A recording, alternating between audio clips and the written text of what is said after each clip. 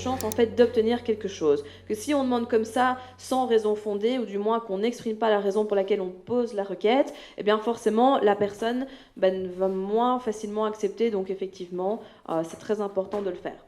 Un point qui est aussi fondamental, c'est la question du timing. Surtout ici, donc moi je parlais vraiment plus de la négociation au niveau de l'immobilier, mais au niveau du timing, c'est important parce que quand un vendeur vient de mettre son bien en vente, forcément il a aussi envie de voir combien d'offres il va recevoir, combien est-ce qu'on va lui proposer, etc., combien de personnes vont venir le visiter et tout ce qui s'ensuit, et donc forcément ça aura un impact aussi.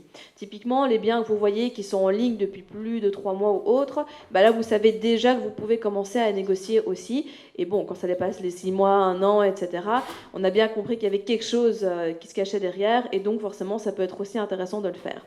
Alors c'est pas pour ça que j'ai dit qu'il ne faut pas négocier, que du contraire, mais c'est aussi intéressant de se dire que voilà, mettez-vous à la place aussi de la personne qui vend et qui peut-être pour elle n'a pas envie directement d'avoir son bien qui est vendu directement en dessous du prix que la personne attend, etc.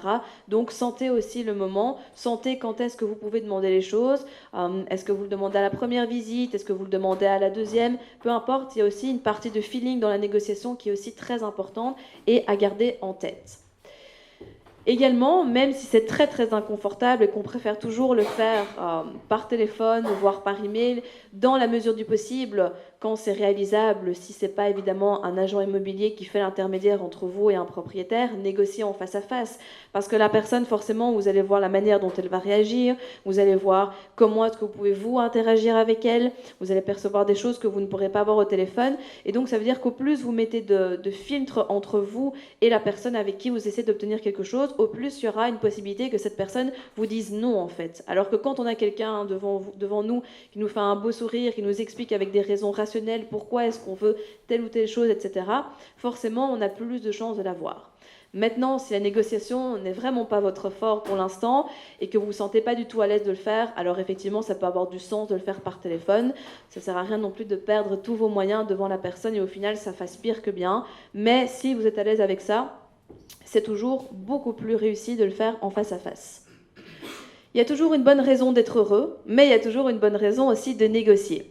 C'est-à-dire que dans chaque bien immobilier que vous allez visiter, dans chaque demande que vous allez faire au banquier ou autre, il y a toujours quelque chose qui peut être justifié. Il y aura toujours, surtout dans le type de bien qu'on visite, quelque chose qui n'est pas très optimal, une porte arrachée, une fenêtre mal placée, une cloison gênante, un problème de chauffage, un problème d'humidité, peu importe. Et c'est justement sur base de ces éléments-là que ça va être hyper intéressant de les noter et d'argumenter après auprès du vendeur en expliquant que voilà, oui, le bien peut être intéressant, il peut correspondre à vos critères, etc. Mais il y a quand même aussi des choses qui ne conviennent pas, des choses qui n'étaient pas prévues au niveau du budget, etc. Et que donc, forcément, c'est pour ça que vous justifiez votre prix avec les éléments que vous allez lui indiquer. Pareil pour la banque, en fait, il y a toujours une bonne raison de négocier. Alors, attention à ça, bien évidemment, si vous êtes dans une situation délicate, que c'est déjà difficile d'obtenir un crédit immobilier, il ne faut pas non plus commencer à aller négocier les 0,01 du taux, à négocier sur les frais de dossier, etc. Mais si vous êtes dans une bonne relation avec votre banque, que le pouvoir est plutôt de votre côté, ça peut être intéressant juste de glisser sous l'oreille du conseiller, voilà, est-ce qu'il y a possibilité de faire quelque chose au niveau des frais de dossier ou des taux au niveau de l'assurance, etc. Vous allez voir que quand on est très gentil et qu'on demande les choses, etc., et qu'on est vraiment dans une optique de collaboration sur le long terme, on peut avoir beaucoup plus de choses qui nous sont offertes que l'on pourrait le croire. Personnellement, j'ai toujours eu des taux, même pas spécialement qu'au niveau du taux, mais des rabais sur les frais de dossier, sur le taux pour l'assurance, etc., etc. Et donc voilà, juste en demandant gentiment. L'avantage aussi, et là je parle plus pour les filles, c'est qu'on peut faire un très joli sourire. Pour peu que l'interlocuteur en face nous trouve un petit peu à son goût, on obtient vachement plus de choses. Dans les limites du raisonnable, bien sûr. Hein. Alors, on l'a vu tout à l'heure, donc Elena nous a donné quelques informations à ce sujet, mais c'est hyper important de récolter les informations en fait avant de négocier, parce que sinon on ne va pas savoir réellement sur quoi négocier. Les informations, elles peuvent se récolter de deux manières différentes, les informations que vous récoltez vous-même, les informations qu'un agent va vous transmettre, un voisin, quelqu'un qui habite dans le quartier, etc., etc. Ce qui est toujours hyper important au niveau de la négociation, c'est que vous êtes toujours sûr des informations que vous récoltez vous, mais jamais des informations qu'on vous donne. Donc prenez toujours de la distance avec ce qu'on va pouvoir vous dire, parce que l'agent immobilier, une autre personne externe, etc., pourrait ne pas avoir les mêmes intérêts que vous. Et donc ne prenez pas directement pour argent comptant tous leurs propos, double vérifiez-vous par vous-même, ce sera toujours hyper important. Je ne vais pas toutes les citer en termes de connaissances et d'informations que vous devez recueillir aujourd'hui, mais dans les plus grandes, on a bien évidemment au préalable connaître les prix du marché. Vous savez à quel point, pour ceux qui me suivent, j'adore les études de marché, même si elles ne sont pas toujours chouettes à réaliser. Pourtant, c'est indispensable parce que c'est justement là qu'on va pouvoir déceler si justement c'est intéressant d'acheter le bien, s'il est au prix du marché, s'il est au-dessus du prix du marché ou s'il est en dessous du marché. Voir aussi pour vous votre prix d'achat maximum et budgétiser évidemment le montant des travaux quand vous allez visiter. Définir le prix de vente du bien une fois rénové, parce que vous devez être capable aussi de revendre le bien et de ne pas avoir de perte à la revente. Tout ça sont des éléments que vous pouvez faire au préalable avant la visite ou pendant que vous allez visiter le bien avec les informations que vous allez recueillir, mais c'est indispensable vraiment de les garder en tête pour la suite. Également, connaître les motivations du vendeur. Pourquoi est-ce que cette personne vend ? Pourquoi est-ce qu'elle le vend maintenant ? Est-ce que ça doit aller vite ? Est-ce qu'il a le temps ? Etc. Est-ce qu'il y a plusieurs vendeurs également ou pas ? Quand est-ce qu'il a acheté ? Est-ce qu'il a encore un crédit dessus ? Alors, ces informations qui peuvent peut-être sembler difficiles à obtenir, mais quand on est directement face à face avec un propriétaire, qu'on crée du lien à nouveau, parce que c'est hyper important aussi dans toute cette phase-là, forcément, on va pouvoir lui poser des questions, s'intéresser à lui. Et si on voit vraiment que c'est un très très vieux bien, on peut en déduire qu'effectivement, la personne l'a depuis très longtemps, donc n'a peut-être plus de crédit dessus, etc. Et donc pour vous, ça sera intéressant à savoir, parce que c'est justement avec ce type de bien que vous allez pouvoir faire une négociation aussi, parce que la personne n'est pas tenue de rembourser une dette qu'il a, et à nouveau lui-même d'être en perte avec la revente. Et d'une manière générale, d'obtenir le maximum d'informations. Au plus vous en savez, au plus vous êtes en position de force pour négocier par la suite. Quelques cas de figure maintenant où on peut vraiment faire des grosses négociations. Donc tout ce qui est déménagement, succession, divorce, ce n'est pas des éléments qui sont très réjouissants pour les personnes qui vendent. Mais par contre, pour nous, en tant qu'investisseurs, c'est quand même intéressant et on peut vraiment faire de très belles affaires dans ces cadres-là. Les biens qui ont des prix trop élevés, ça vous savez le vérifier directement à partir du moment où vous connaissez les prix du marché. Si vous voyez qu'un bien est totalement surévalué et qu'en fait il traîne, il part pas, etc., là on peut effectivement aussi tenter une négociation beaucoup plus grosse, argumenter, montrer même son étude de marché, on dire que voilà, écoutez, voilà ce qu'il en ressort, votre bien en fait il est clairement au-dessus du prix du marché, etc. Donner à nouveau des éléments qui pourraient favoriser l'obtention de votre demande auprès du vendeur.